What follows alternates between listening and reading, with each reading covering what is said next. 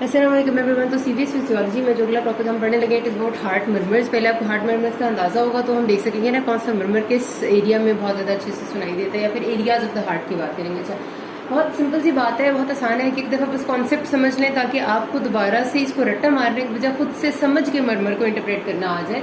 अच्छा, मर्मर्स होते क्या है? Murmurs are added sounds. Normal heart की साउंड्स हमने पढ़ी है कि S1 एंड S2 जो है वो है जो कि हर दफा आती है, और S3 और S4 भी हैं जो कुछ स्पेशल कंडीशंस में आ सकती हैं। तो 4 हार्ट साउंड्स हैं।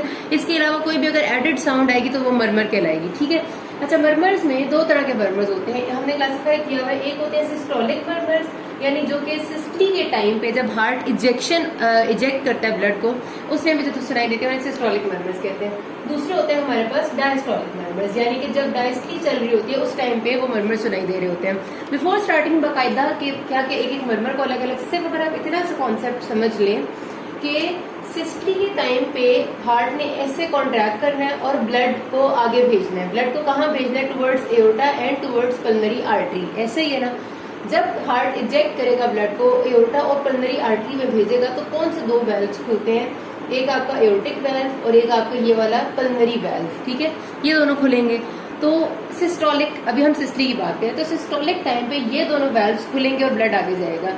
जाहिर सी बात है कि अगर नॉर्मल से इन दोनों का रास्ता तंग हो जाएगा, नैरो हो जाएगा, तो डेफिनेटली ब्लड को यहाँ से जाते वक्त दुश्वारी आएगी। जब ब्लड को मुश्किल पेश आएगी, तंग रास्ते में से जाएगा ब्लड तो आवाज प्रोड्यूस करेगा, क्योंकि रास्ते में रेजिस्टेंस बढ़ गई है। तो इस वजह से इन दोनों वेल्व्स में जब भी तंगी आएगी, कौन कौन से में? एओर्टिक वेल्व में, ठीक है, जिसको हम कहते हैं एओर्टिक स्टेनोसिस, या फिर पल्मोनरी वेल्व में जिसको हम कहते हैं पल्मोनरी स्टेनोसिस। ठीक है, जब इन दोनों वेल्व में तंगी आएगी तो सिस्टली के टाइम पे यानी सिस्टोलिक टाइम पे हमारे पास एक एक्स्ट्रा आवाज सुनाई देगी जो कि हमारा सिस्टोलिक मर्मर बन जाएगा। ठीक है। दूसरी तरफ अगर हम देखें कि जब सिस्टली होती है तो ये पीछे वाले वेल्व्स पूरे बंद होते हैं। पीछे वाले कौन से? ट्राइकस्पिड और माइट्रल वेल्व, इनका रास्ता पूरा बंद होना चाहिए। अगर ये पूरे बंद नहीं हो रहे, क्यों? कई बार होता है रिगर्जिटेशन हुई भी होती है। रिगर्जिटेशन का मतलब ये है कि वेल्व्स जो है वो फ्लैपी हो गए हैं, और वो नॉर्मली अगर यूं बंद होना था, अब वेल्व यूं बंद नहीं हो रहा, बल्कि इसके बजाय ऐसे थोड़ा सा खुला रह जाता है। बंद होने के बावजूद वेल्व खुला रह जाता है। तो ऐसे में क्या होगा? जब हार्ट ब्लड को इंजेक्ट करेगा, बहुत ज्यादा प्रेशर जनरेट होता है, उस प्रेशर से ब्लड आगे भेजने की कोशिश करेगा। उस टाइम पे इन दोनों दरवाजों का, पिछले दरवाजों का पक्का बंद होना जरूरी है, वरना इतना ज्यादा प्रेशर वेंट्रिकल्स में जनरेट हो जाता है कि अगर ये पक्के बंद नहीं होंगे तो ब्लड पीछे भी जाने लग जाएगा। ठीक है। तो अगर ऐसा हो कि ट्राइकस्पिड या माइट्रल वेल्व में से कोई भी पूरा बंद ना हुआ हो, इनके में कोई मसला हो, थोड़ा सा रास्ता खुला हुआ हो, तो सिस्टली के टाइम पे लाजमी है कि जब प्रेशर जनरेट होगा वेंट्रिकल्स में, इस एरिया में, तो ब्लड बैक फ्लो भी करेगा। अगर ये खुले हुए हैं थोड़े से, उसको हम कहते हैं सिस्टली के टाइम पे, सिस्टोलिक के टाइम पे वो वाला भी एक्स्ट्रा साउंड के तौर पे हमें सुनाई देगा। तो वो कौन सा मर्मर हो जाएगा? माइट्रल रिगर्जिटेशन का मर्मर या ट्राइकस्पिड रिगर्जिटेशन का मर्मर। ठीक हो गया? कितनी सिंपल बात है ना। आगे रास्ता सिस्टली के टाइम के अभी तक हमने बात की कि सिस्टली के टाइम पे रास्ता आगे तंग होगा तो आगे के मर्मर सुनाई देंगे, वो स्टीनोसिस के होंगे। पीछे रास्ता तंग होने से हमें कोई गर्ज नहीं है। अगर सपोज पीछे का रास्ता बंद ठीक हो रहे हैं लेकिन खुले पे तंग है, तो हमें इससे सिस्टली के टाइम पे कोई गर्ज नहीं, बंद तो हो रहे हैं ना। अगर बंद नहीं हो रहे सिस्टली के टाइम पे, हमें तब मसला है, क्योंकि तब ब्लड पीछे चला जाएगा। इसी तरह हम डायस्टली को अगर देखते हैं तो डायस्टली के टाइम की, चले अगर हम अभी सिस्टली की, मैं भी आपको सिस्टोलिक मर्मर्स पहले पढ़ाऊंगी, भी हम सिस्टली की बात यहाँ तक खत्म कर लेते हैं और उसके मर्मर्स पढ़ लेते हैं जो हमने ऑलरेडी थोड़े से डिस्कस भी कर लिए हैं। सबसे पहले हमने क्या पढ़ा जी? एओर्टिक स्टेनोसिस का मर्मर। मैंने आपको उसकी कॉन्सेप्ट समझा दी कि वो किस तरह से बनता है। रास्ता आगे एओर्टिक वेल्व का तंग होता है, सिस्टली के टाइम पे ब्लड इजेक्ट करने के लिए वेंट्रिकल कॉन्ट्रैक्ट करता है, आगे रास्ता तंग था, रेजिस्टेंस बनी और आवाज आई क्योंकि दीवारों से ब्लड टकरा रहा था। एओर्टिक स्टेनोसिस का एक मर्मर आ गया। ठीक है। अच्छा जी, ये हमारे पास मर्मर को हम क्या कहते हैं जी? Ejection murmur. इजेक्शन का मर्मर है कि जब आपने सिस्टली में खसूसन ब्लड बहुत ज्यादा इजेक्ट करना है, उस टाइम पे बहुत लाउडली सुनाई देगा। उसके साथ साथ हम इसको कहते हैं क्रिसेंडो डी क्रिसेंडो मर्मर। इसका मतलब ये होता है कि वो मर्मर, अगर हम पूरी सिस्टली की बात करें ना, पूरी सिस्टली के मतलब पूरा टाइम जिसमें ब्लड इजेक्ट आउट हो रहा है, उसमें कुछ मर्मर्स ऐसे होते हैं जो कि शुरू में आहिस्ता आहिस्ता इंक्रीज करेंगे इंटेंसिटी में, फिर इंटेंसिटी में डिक्रीज करेंगे। उसको हम कहते हैं क्रिसेंडो डी क्रिसेंडो। क्रिसेंडो का मतलब होगा इंक्रीजिंग इन इंटेंसिटी, डिक्रिसेंडो का मतलब होता है डिक्रीजिंग इन इंटेंसिटी। तो ये ऐसा मरमर है जो पूरी सिस्टली के दौरान जब शुरू होगी सिस्टली, ब्लड इजेक्ट आउट होना शुरू होगा, उस टाइम ये इसकी इंटेंसिटी बढ़ेगी थोड़ी देर, और फिर जब काफी सारा ब्लड इजेक्ट आउट हो जाएगा और थोड़ा सा रह जाएगा और वो इजेक्ट आउट हो रहा होगा, तो आहिस्ता आहिस्ता इंटेंसिटी डिक्रीज हो जाएगी। और ये चीज बहुत इजीली सेंस मेक करती है, मैंने आपको वो समझा भी दिया, ठीक है। ये हो गया जी। और सुनाई कहाँ पर देगा ये, क्योंकि एओर्टिक एरिया है ना। अब आपको हार्ट एरियाज अगर मैंने पढ़ाए हो तो आपको याद हो, मतलब पुरानी बात से, ये अगर हार्ट है ना, चेस्ट कैविटी में लाई कर है, तो यहाँ पर माइट्रल एरिया होता है, इधर ट्राइकुस्पिड होता है, इधर एओर्टिक होता है और इधर पल्मोनरी होता है, ठीक है। तो ये इधर एओर्टिक एरिया पे सुनाई देता है, इसको हार्ट बेस कहते हैं, बेस ऑफ द हार्ट पे बहुत अच्छा सुनाई देता है हमारे पास। और इसमें जो पल्सेस हैं वो भी आपके पास वीक हो जाते हैं, क्योंकि ब्लड स्लोली आपका इजेक्ट आउट होता है एओर्टा से, क्योंकि रास्ता तंग था, तो स्लो पल्सेस होती हैं, पल्सेस पार्वस एट टार्डस उसे हम कहते हैं, कि वीक और स्लो पल्सेस होती हैं इसमें, ठीक है जी। अच्छा, ये होता क्यों है, इसकी अगर थोड़ी सी हम वजह की बात करें तो ओल्ड एज में बहुत कॉमन है, क्योंकि वैल्व्स कैल्सिफाई हो चुके होते हैं। कैल्सिफाई होने की वजह से उन पे जब अगर ये सादा वैल्व था उसके ऊपर ये सारी डेपोजिशन ऑफ कैल्शियम हो जाएगी, तो रास्ता तंग हो जाएगा ओल्ड एज में। अर्ली एज में अगर किसी की जल्दी कैल्सिफिकेशन शुरू हो जाएगी तो हो सकता है, वरना कॉमन नहीं है, ठीक है।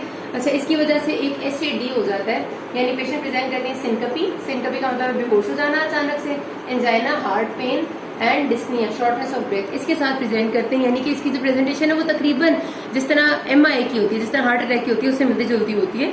तो ये इसका एक प्रेजेंटिंग तरीका है। और इसमें क्योंकि रास्ता तंग होता है ना, तो प्रेशर इतना ज्यादा अंदर जनरेट हो जाता है कि सिस्टोलिक प्रेशर से ज्यादा लेफ्ट वेंट्रिकल का प्रेशर बन जाता है, क्योंकि रास्ता आगे तंग है, ब्लड जा ही नहीं पा रहा होता, ठीक है। तो ये कुछ इसके फीचर्स हैं। वैसे अगले वेल्व की अगले मरमर पे आती है माइट्रल या ट्राइकुस्पिड रीगर्जिटेशन का मरमर। मैंने आपको बता दिया कि सिस्टली के टाइम पे ब्लड ने आगे जाना है, पीछे वाले वेल्व्स पूरे बंद नहीं हो रहे, बंद नहीं होने की वजह से ब्लड पीछे रीगर्जिटेट करके जा रहे हैं। तो ये क्या होगा मरमर, ये पूरा टाइम सिस्टली में एक जैसा रहता है, होलोसिस्टोलिक मरमर है। एक ऐसा मरमर जो पूरी सिस्टली में एक जैसा रहता है, क्योंकि सिस्टली में ब्लड का प्रेशर आगे जा रहा है, पीछे रास्ता खुला हुआ है, थोड़ा सा मुस्तकिल ब्लड पीछे थोड़ा थोड़ा थोड़ा थोड़ा जा रहा है, होलोसिस्टोलिक इसे हम कहते हैं। एंड ब्लोइंग सा सुनाई देता है, हाई पिच होता है। जो हमारे पास माइट्रल एरिया, माइट्रल रिगर्जिटेशन का मरमर है, वो इधर माइट्रल एरिया में एपेक्स पे सुनाई देता है, और ट्राइकुस्पिड रिगर्जिटेशन का मरमर हमें लेफ्ट स्टर्नल बॉर्डर पे सुनाई देता है, जहाँ ट्राइकुस्पिड एरिया होता है, ठीक है। ज्यादा क्लियर एरिया में सुनाई देते हैं। अच्छा, इसकी रीजन अगर हम बात करें तो माइट्रल रिगर्जिटेशन की सबसे इंपॉर्टेंट कॉज हमारी मायोकार्डियल इंफार्क्शन। प्रीवियसली कोई हार्ट अटैक हुआ होता है पेशेंट को, जिस हार्ट अटैक की वजह से वेल्व पे मुस्तकिल मसला रह जाता है और वेल्व सही काम करना नहीं शुरू करते, जिसकी वजह से उन्हें ये हो जाता है। कभी कभार र्यूमेटिक फीवर की वजह से भी हो जाता है। और जो ट्राइकुस्पिड रिगर्जिटेशन है वो भी र्यूमेटिक फीवर, इन्फेक्टिव एंडोकार्डाइटिस, आपको पता है ना, इन्फेक्टिव एंडोकार्डाइटिस तो किसी भी वेल्व को डैमेज कर सकते हैं, तो ये तो एक कॉमन कॉज है, ठीक है। अच्छा जी, इसके बाद आते हैं हम अगले वेल्व की तरफ, माइट्रल वेल्व प्रोलैप्स। अब माइट्रल वेल्व प्रोलैप्स और रिगर्जिटेशन में थोड़ा फर्क है। रिगर्जिटेशन में वेल्व बंद होता ही नहीं है, लेकिन प्रोलैप्स में ये होता है कि शुरू में वेल्व बंद होता है, लेकिन जब बहुत ज्यादा प्रेशर पड़ता है ना, तो वेल्व एंड में खुल जाता है। तो ये वाला जो किस्सा इसमें होता है कि माइट्रल वेल्व शुरू में बंद है, सिस्टली हुई, शुरू ठीक हुआ, लेकिन बाद में अचानक से इससे बर्दाश्त नहीं हुआ और वेल्व खुल गया, तो एंड मिड ऑफ सिस्टली में अचानक से ये खुल जाता है और ब्लड पीछे की तरफ, सॉरी माइट्रल वेल्व में यहाँ पर ब्लड पीछे की तरफ जाना शुरू कर देता है और मिड सिस्टोलिक क्लिक आती है, दरमियान ऑफ द सिस्टली में अचानक से शुरू होता है ये मरमर, और एकदम से क्लिकिंग साउंड आती है, फिर आहिस्ता आहिस्ता इसकी इंटेंसिटी ज्यादा होती है। इसको हम लेट क्रिसेंडो कहते हैं, कि देर से शुरू होता है सिस्टली में और आहिस्ता आहिस्ता इंटेंसिटी में बढ़ जाता है, क्योंकि देर से खुला था माइट्रल वेल्व और एकदम से पीछे की तरफ ब्लड जाने लग गया, ठीक है। इसमें माइट्रल वेल्व्स में ताकत नहीं होती, प्रोलैप्स कर जाते हैं, थोड़ा सा प्रेशर बर्दाश्त करने के बाद खुल जाते हैं, ये मरमर तब होता है, ठीक है जी। और ये भी आपका एपेक्स पे यानी माइट्रल एरिया में बहुत अच्छा सुनाई देता है। ज्यादातर इसका जो ताल्लुक है ना, वो इन्फेक्टिव एंडोकार्डाइटिस या र्यूमेटिक फीवर से है, सबसे कॉमनली वही है। उसके अलावा कनेक्टिव टिश्यू डिजीजेज होती हैं, मिक्सोमेटस डिजेनरेशन, कॉर्डिटेंडिनी की, ये सारी बातें भी हैं, लेकिन ज्यादा इंपॉर्टेंट नहीं है। फिर आ जाता है आपका वेंट्रिकुलर सेप्टल डिफेक्ट, के दोनों वेंट्रिकल्स के दरमियान सेप्टल डिफेक्ट कंजेनिटली रह जाए, तो जाहिर सी बात है जब सिस्टली होगी तो ज्यादा प्रेशर लेफ्ट वेंट्रिकल में होता है, लेफ्ट से राइट पे ब्लड सारा का सारा आएगा और एक बहुत जोर से मरमर सुनाई देगा पूरी सिस्टली के दौरान। ये भी होलोसिस्टोलिक एंड हार्श मरमर होता है, ठीक है। ये होलोसिस्टोलिक के साथ ब्लोइंग था, ये हार्श होता है, क्यों? क्योंकि सेप्टम इतने बड़े डिफेक्ट से मुस्तकिल ब्लड बड़ी तेजी से जाता है और कंजेनिटल है, ये मैंने आपको बता दिया। ये आपने जहन में रखनी है हमेशा बात की, जितना बड़ा सुराख होगा उतना मरमर की इंटेंसिटी कम होगी, जितना छोटा सुराख होगा उतनी मरमर की इंटेंसिटी ज्यादा होगी। VSD की बात कर रही हूँ। उसकी क्या वजह है कि अगर रास्ता ज्यादा है तो ब्लड इजीली चला जाएगा ना दूसरी साइड पे, लेकिन अगर रास्ता तंग है तो ब्लड को जाते हुए मुश्किल है कि आवाज ज्यादा आएगी। ये हो गया आपके सिस्टोलिक मरमर्स। किसी को कोई मसला हो can ask me. Thank you.